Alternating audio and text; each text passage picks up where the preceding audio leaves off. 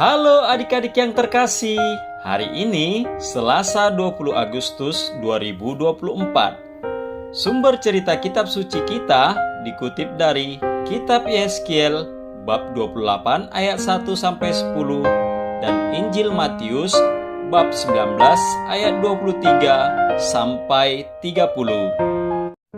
Adik-adik yang terkasih, hari ini judul cerita kita adalah Kejatuhan Raja dan Perintah Yesus.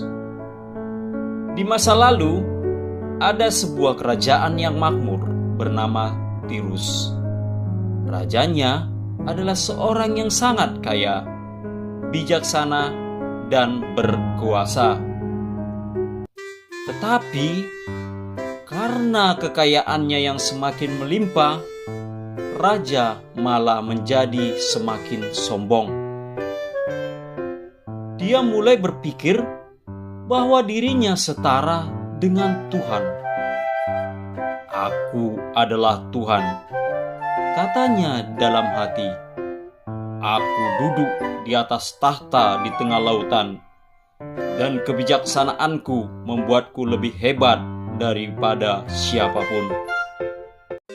Namun, Tuhan melihat kesombongan raja ini dan mengutus Nabi Yeskiel untuk memperingatkannya. "Engkau berpikir bahwa engkau adalah Tuhan, tetapi engkau hanyalah manusia, bukan Allah," kata Nabi Yeskiel. "Karena kesombonganmu, aku akan mendatangkan musuh yang kuat untuk menghancurkanmu. Mereka akan merebut kekayaanmu, dan engkau akan kalah dengan cara yang memalukan." Raja tidak mendengar peringatan ini. Dia terus hidup dalam kemewahan dan kesombongan. Hingga suatu hari, seperti yang dinubuatkan, kota Tirus diserang dan dihancurkan. Semua kekayaan dan kebesaran yang pernah dimiliki raja itu hilang dalam sekejap. Raja Tirus belajar dengan cara yang pahit bahwa kesombongan membawa kehancuran dan bahwa manusia tidak pernah bisa menjadi seperti Tuhan. Bertahun-tahun kemudian, Yesus berbicara kepada murid-muridnya tentang bahaya kekayaan. Suatu hari, seorang pemuda kaya datang kepada Yesus dan bertanya, "Guru, apa yang harus aku lakukan untuk mendapatkan hidup yang kekal?" Yesus menjawab, "Taatilah semua perintah Tuhan." Pemuda itu berkata, "Semua itu sudah aku lakukan sejak masa mudaku. Apalagi yang harus aku lakukan?" Yesus kemudian berkata lagi kepada murid-muridnya, "Sesungguhnya sangat sulit bagi orang kaya untuk masuk ke dalam kerajaan surga. Lebih mudah bagi seekor unta untuk masuk melalui lubang jarum daripada bagi seorang kaya untuk masuk ke dalam kerajaan Allah." Murid-muridnya sangat terkejut dan bertanya, "Jika begitu, siapa yang bisa diselamatkan?" Yesus menjawab, "Bagi manusia ini tidak mungkin, tetapi bagi Allah segala sesuatu mungkin."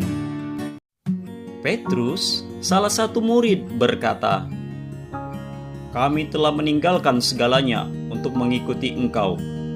Apa yang akan kami dapatkan?" Yesus menjawab, "Setiap orang yang meninggalkan rumah, saudara, atau harta demi namaku akan menerima 100 kali lipat dan akan mewarisi hidup yang kekal. Banyak yang pertama akan menjadi yang terakhir, dan yang terakhir akan menjadi yang pertama." Adik-adik yang terkasih, kisah Raja Tirus dan ajaran Yesus tentang orang kaya mengajarkan kita bahwa kekayaan dan kesombongan bisa menjadi penghalang besar untuk mendekat kepada Tuhan.